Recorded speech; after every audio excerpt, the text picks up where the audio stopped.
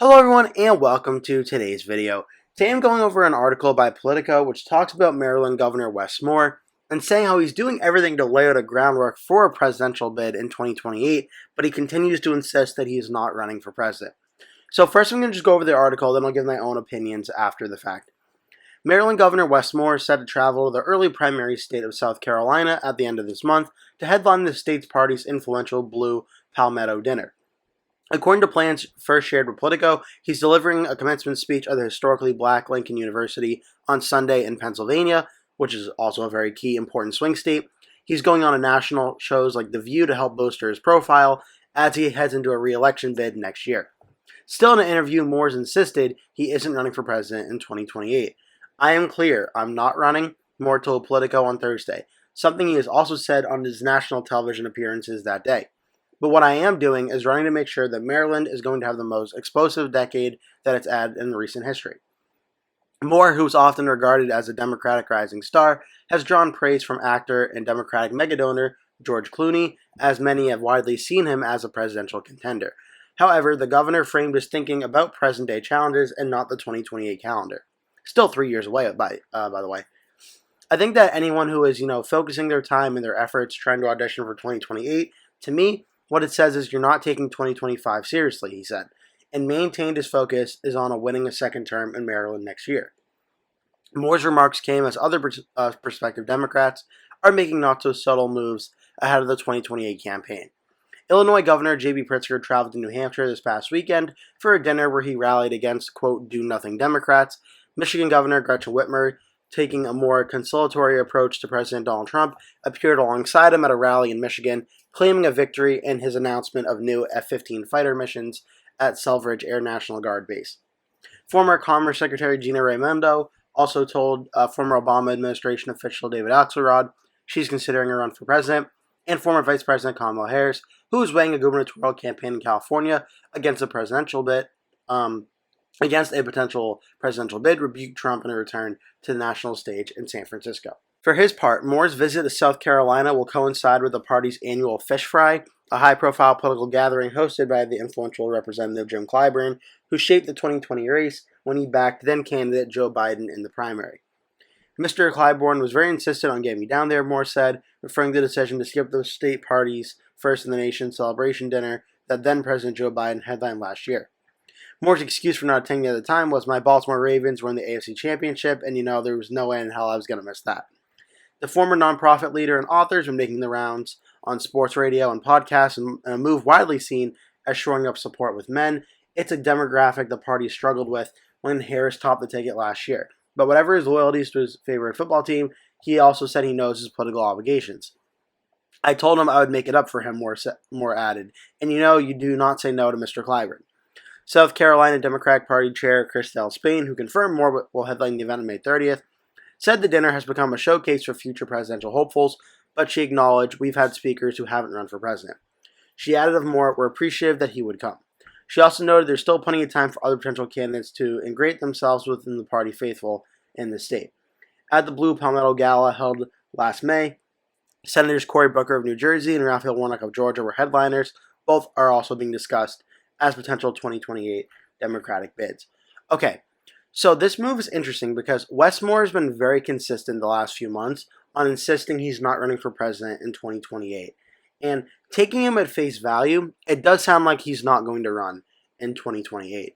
But what I think Wes Moore is doing is he's getting his national profile up in the event that either A, he changes his mind after the 2026 elections.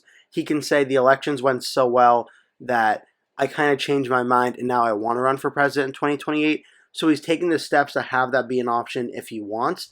But what he could also be doing is raising his national profile just to raise his national profile.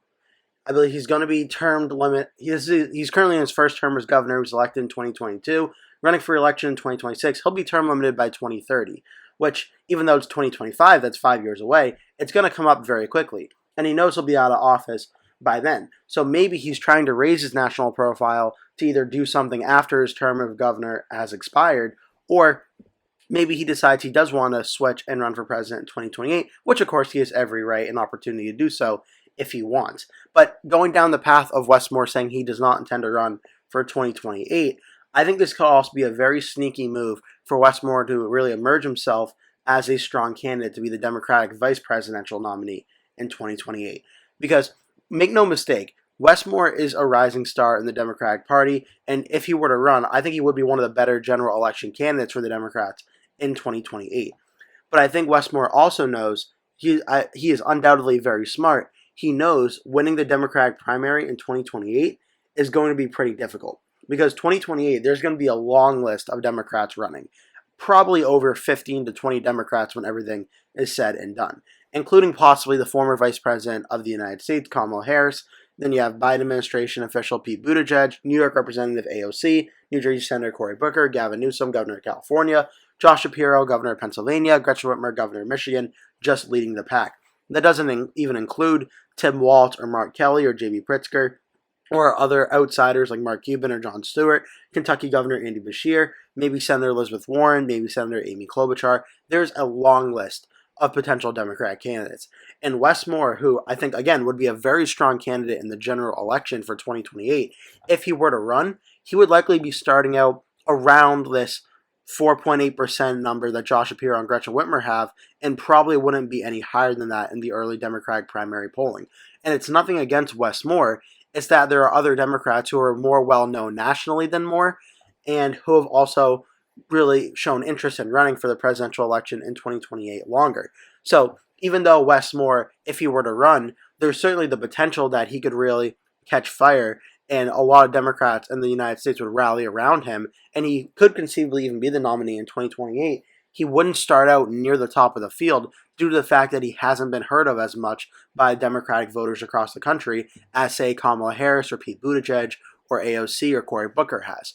So I think Wes Moore, what he's doing is he's playing the smart strategic game and trying to build up his national profile, whether he runs in 2028 or not. I still go with the assumption that I think he's not going to run, but he's building up his national profile. One option, if he wants to run in 2028 and change his mind. Another option is just to build up his national profile for personal reasons. Again, maybe he wants to be vice president. Maybe he doesn't. Maybe he just wants people around the country to start to know his name if he wants to run for anything after 2030 when his term is done. Maybe the Republicans win in 2028, and then 2032 will be the next Democratic nomination cycle. Maybe Wes Moore wants to run for that. Maybe he wants to run for Senate in Maryland. I think there's very strategic reasons why Wes Moore is still capitalizing on his term as governor right now and getting his name well known nationally. It may not be to run for president in 2028, but running for president either in 2028 or 2032, I would bet is very likely. And if not that, running for Senate in Maryland is certainly very possible. But again, he could also just be doing it for personal reasons. Maybe he really strongly believes in what he's speaking, and he wants to go share his message of optimism and such with Democrats around the country, and maybe he's just doing it for that reasons. The only one who really knows why he's doing this is likely Wes Moore. So we're going to have to wait and see what he says over the next few years, but taking him at his word, I believe he's not running for president in 2028, but he is doing this as a way to boost his national identity and national name recognition in case there is a future political run, or he's really trying to just galvanize the Democratic Party going into 2026 and 2028.